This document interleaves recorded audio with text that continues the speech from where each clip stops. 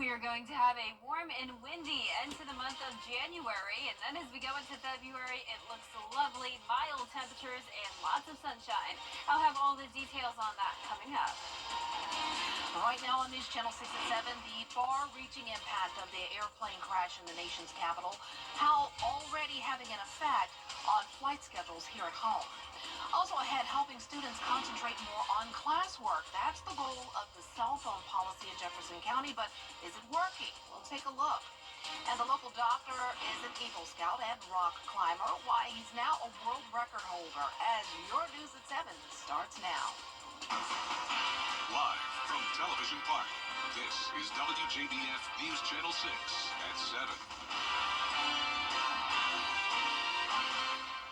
Good evening, everyone. I'm Dee Griffin. Thanks so much for joining us. Coverage you can count on begins in Washington, D.C., where there are no survivors after a U.S. We have some sad news to tell you about. Former Augusta Commissioner John Clark has died. He died from respiratory failure. He served as the District 10 Commissioner before losing his seat to Wayne Guilfoyle in 2022. A former colleague says he will be missed. He was a straight shooter, and when he told you something, usually you could take it to the bank. And I over the years have built a really good friendship, and he's like a mentor to me. And he's sadly going to be missed. Funeral arrangements have not yet been announced. John Clark was 78 years old. Well, time now for a first check of our weather, and we've had some sad news to start this newscast off, but it's good news with the weather because it's looking good out there. Well, today it did, at least. Yep. And Chief Meteorologist Jennifer Tracci is here. It's always hard to transition between sadness and upbeat talking about the weather. Yeah, and we have some storms moving in tomorrow, Dee, but luckily they're not expected to be severe. So overall, a great forecast in store for us this week. We've had lovely temperatures lately, feeling a lot more comfortable out there compared to how frigid it was last week. But right now on our Terry Lambert Hyundai Skyview Cam in Emmanuel County, it is cloudy, but we remain dry. Our temperatures are sitting in the upper 50s to low 60s still. Evans, you're right at 60. McCormick at 62. Allendale at 59. Millen also at 60. Wrightsville, you're at 62 degrees, 58 in Lincolnton, and 57 in Saluda. Dew points are starting to climb as we have more moisture moving in with the southeast wind. The winds are lighter than they were yesterday, only up to around 7 miles per hour sustained, gusts up to around 15 occasionally. And you can see satellite and radar is showing cloud cover across the entire area, but no rain nearby. All of that rain is to the north of this warm front, impacting parts of the Midwest. And then we also have a trailing cold front. This is the area that we're going to be watching for tomorrow evening. So all of this rain and thunderstorm activity will head into our direction starting around 5 o'clock tomorrow, but that's in the evening hours. So 5 a.m. looks good. Will be partly cloudy, temperatures warmer than they have been lately, so we will be well above freezing starting out your morning near 50 degrees. Looking ahead here, we are climbing all the way into the upper 70s in some places, dropping back down to the 60s on Saturday, but overall warm temperatures continue. It's going to be a nice, mild to even warm start to the month of February. I'll have more details on your forecast with a look at the futurecast for Friday coming up, but back to you, Dee. All right, thanks so much. We'll see you in a few more minutes. A milestone is being reached when it comes to storm debris cleanup in Augusta. Crews are hard at work grinding storm debris down to mulch at Eisenhower Park. Now, at one time, the damaged trees were stacked 10 to 15 feet high across this 12-acre site, but officials say they're nearly finished grinding up all of the debris brought to the park. I think the grinding is actually going to be done tomorrow. It's my understanding it'll be done by the end of this week. They will haul the rest of the mulch out, and then we'll start getting some bulldozers in here and start moving this around. And so I think you'll see quick progress. He says that the mulch should be gone and the site graded by March 1st. An important date because the park is leased by the Augusta National for employee parking during the Masters and Women's Amateur. Well, it's been almost 2 years since one of our local high schools implemented a unique cell phone policy. Graham Lee has a look at how it's working out. Students here at Jefferson County High School have been putting their phones in a cell phone holder as soon as they come to class for almost 2 years.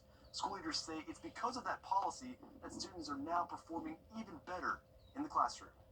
Data shows an 18-point increase in language arts and math testing, beating the state score by 6 points. Students have also improved the gaps in achievement benchmarks. Along with the cell phone holders, teachers are using other creative methods like baskets and lock boxes to keep their students engaged. With different cell phone policies on the rise around the country, Superintendent Dr. Sam Dasher says this one has certainly made a difference. Studies say that even we as adults touch our phones 2,000 times a day. That's a lot, and it doesn't seem like it, but if you think about it, sometimes you just pick it up and look at the time, or you scroll. And what we want to teach kids how to do is they're not going to go away. How are you going to use your cell phone in a productive way when you leave us and go to college or get a job, join the military, whatever it is you're going to do in the future? Progress reports will go home on February 6th, and as they will soon finish up the school year, school leaders say while there is still work to do, they're certainly happy with the progress being made. In Louisville, Graham Lee, WJBF, News Channel 6. New numbers out this week show that for students in America, reading is a greater challenge than math. And Augusta is trying to change that with the Get Augusta Reading Kickoff. It's part of the Get Georgia Reading campaign. The goal is to raise reading scores. A presentation was made this morning. It's hoped the initiative will raise reading scores. It will focus on 4 pillars: language, nutrition, and that's all about the quality and quantity of language exposure for a child. Then there's access, positive learning climate, and teacher preparation and effectiveness. The idea behind the campaign is to bring people together from all over the community that care about children and their literacy outcomes in their lives, really. So the idea, we know that that getting all kids reading on grade level by 3rd grade is going to take more than good teachers and great schools and loving parents. It's when we all come together as a community. Be on the lookout for more events by the Harris Literacy Center in the months to come. And if you would like to get involved, just go to our website, WJBF.com. We have everything there for you. An Augusta native has become a free climb world record holder, climbing some of the highest peaks in California in under 22 hours. A climb that would take most people at least several weeks, and for me, probably months. Bria Smith has the story. The climbs we did, an average party would visit the valley and spend several weeks, or maybe even a month, to take all of those climbs, and we did them all in 22 hours. And actually, whenever they first climbed this, but also Mount Watkins in a single day, they call this the Yosemite Triple Crown. Dr. Michael Vail wears many hats, but his first one came from being an Eagle Scout from Troop 2 in Evans, Georgia. That's something I've carried with me my entire life. Today I spend most of my time climbing in national parks, places like Yosemite Valley, and all that, every time someone asks me, boils down to my time in scouting and the scouting program. Dan Rogers is the scout executive for the Georgia-Carolina Council. He says instilling these traits at a young age can help children and young adults reach the highest heights in life. They learn about their community. They learn citizenship. They learn teamwork. They learn to take care of their community, not only the people in it, but the property and the places around it, with community service and things of that nature. They also learn goal setting. It's that lesson of goal setting Dr. Vail shares led he and his climbing partner, fellow Eagle Scout Tanner Wanish, to their interest in rock climbing. We found a challenge and we believed in ourselves, and we just decided to do it. And if we failed, we would have failed after having given 100%. Whether it's a doctor, keynote speaker, or world record holder climbing some of the highest peaks, Dr. Vail says you can accomplish anything no matter where you come from. It doesn't matter where you came from. If you have a community of people that support you and tell you that whatever dreams you have, you're capable of achieving them, whether it's accomplishing those dreams in a place like Yosemite in California or right here at home in Augusta. The Georgia-Carolina Council is welcoming new members if you'd like to be a part and are looking for community support following the impacts of Hurricane Helene. In Augusta, Bria Smith, WJBF, News Channel 6.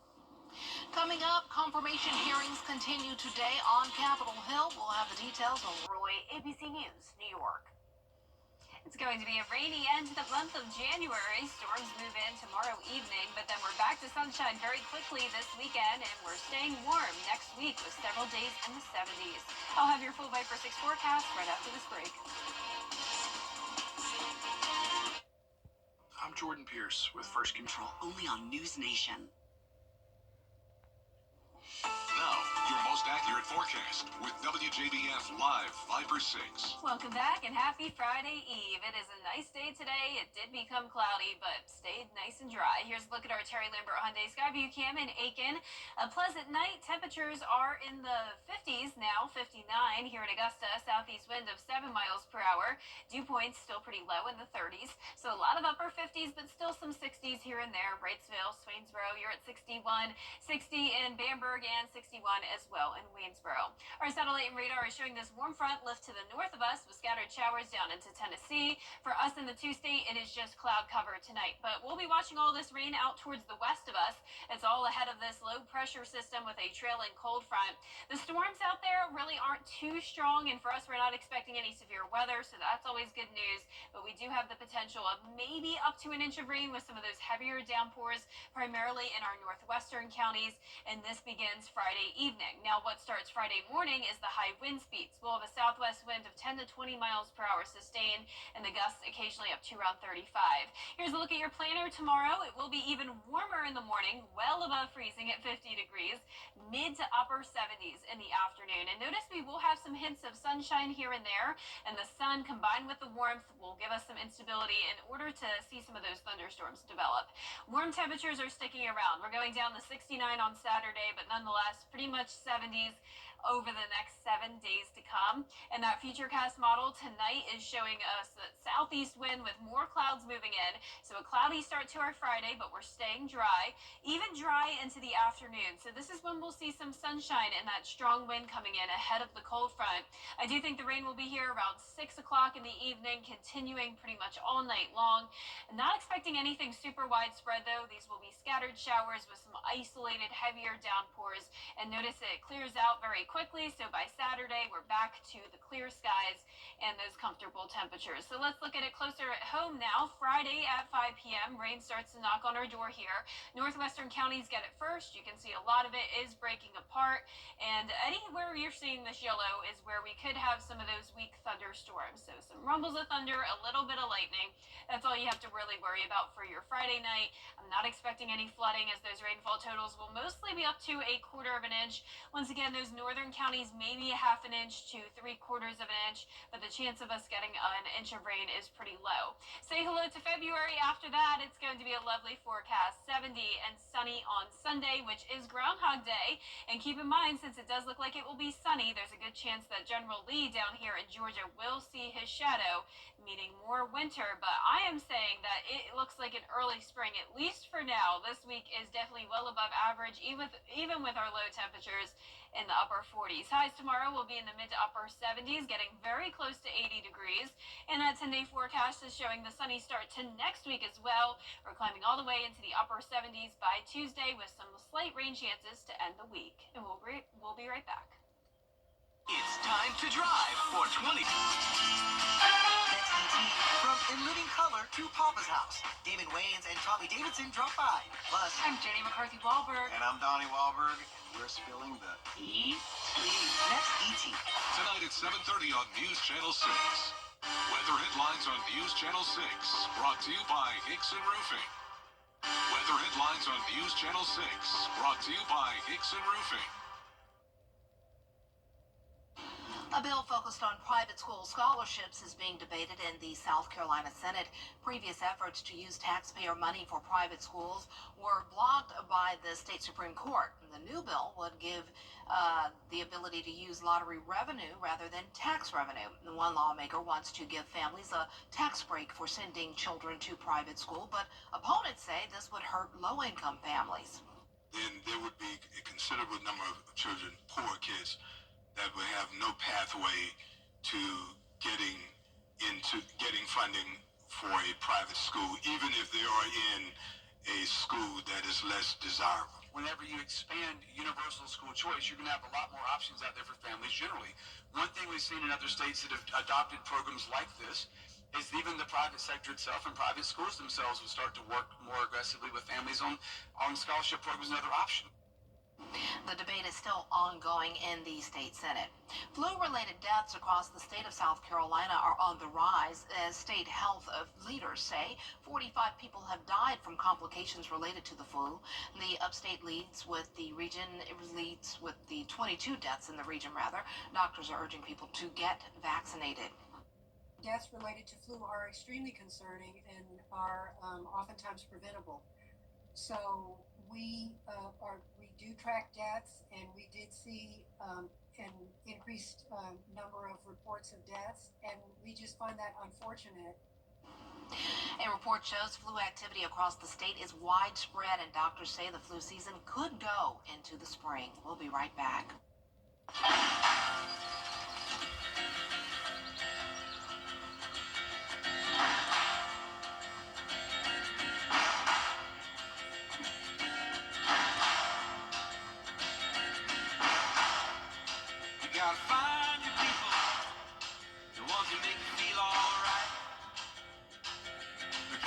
Stay up with all night.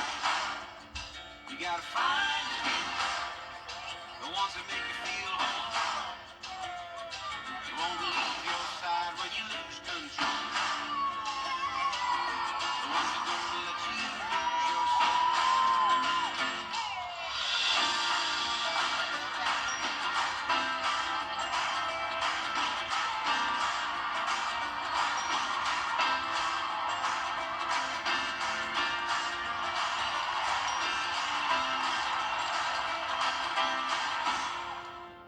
You've waited long enough. The used car clearance sale is back at the all-new Milton Rubin Chrysler Dodge Jeep Ram. The time is now, baby, to save big on hundreds of pre-owned vehicles. Take advantage of used vehicles starting as low as $59.95. That's right, get a pre-owned vehicle starting under $6K at the #1 volume dealer in the district. Get in, let's drive, baby, to Milton Rubin Chrysler Dodge Jeep Ram. WJBF.com. Click, click. It's the January clearance event at Weinberger's. Everything must go. Top quality brands, accessories, and more. Tons of in-stock merchandise ready for immediate delivery. Can you really get all this at prices better than the internet? Yes, you can. Next ET. From In Living Color to Papa's House, Damon Wayans and Tommy Davidson drop by. Plus, I'm Jenny McCarthy Wahlberg. And I'm Donnie Wahlberg, and we're spilling the tea. next ET. Tonight at 7:30 on News Channel 6.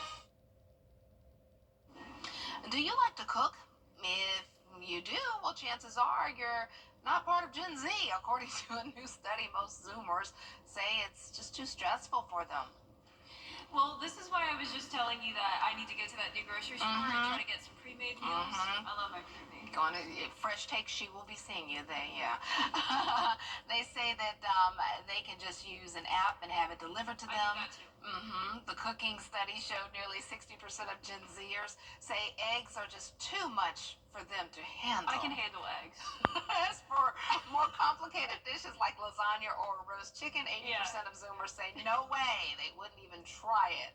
And that's easy. No, just eggs. I do eggs, pasta. That's about it.